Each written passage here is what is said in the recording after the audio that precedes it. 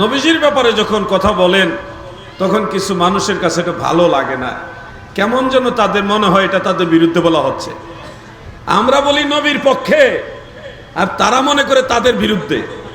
আসলে আমরা নবীজির কথা যখন বলি কারো বিরোধিতার জন্য বলি, কারো বিরোধিতার জন্য তো বলি না। রাসূল পাক সাল্লাল্লাহু আলাইহি ওয়াসাল্লামের মহব্বতের নবীর কথা বললে যখন আপনার কাছে মনে হবে এটা আপনার বিরুদ্ধে, তখন বুঝে নেবেন আপনি নবীর দলে নাই, আপনি নবীর দুশমনদের দলে চলে গেছেন। ঠিক কিনা বলে?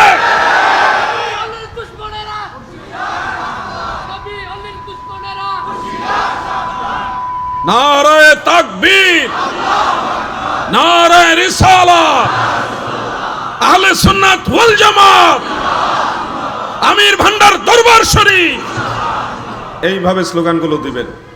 এরপরে নবীর দুশমনরা এমনেও মরবো হেমনেও মরবো, এগুলি দুনিয়াতেও মরবো পরকালেও মরবো, এতে বাঁচার কোনো কায়দা নাই, কারণ নবী ছাড়া উপায় নাই। উপায় আছে? উপায় নাই রে, উপায় নাই রে, উপায় নাই, নবীজির শাফাত বিনে উপায় নাই, নবীজির শাফাত বিনে উপায় নাই। আল্লাহুম্মা সাল্লি মারহাবা ওয়া আলা আলি সাইয়্যিদ। এটা অনেক পুরান দরুদ শরীফ, আগের দিনের মুরব্বী আলেম যারা, আমাদের আগের আলেমরা এগুলি পড়তো বেশি, এখন এই দরুদ শরীফগুলি কম হয়। আরেকটা দরুদ শরীফ আমাদের আকাবিররা পড়তেন, আমার খুব ভালো লাগে, আপনারা চাইলে একবার বা দুইবার পড়তে চাই, পড়বো।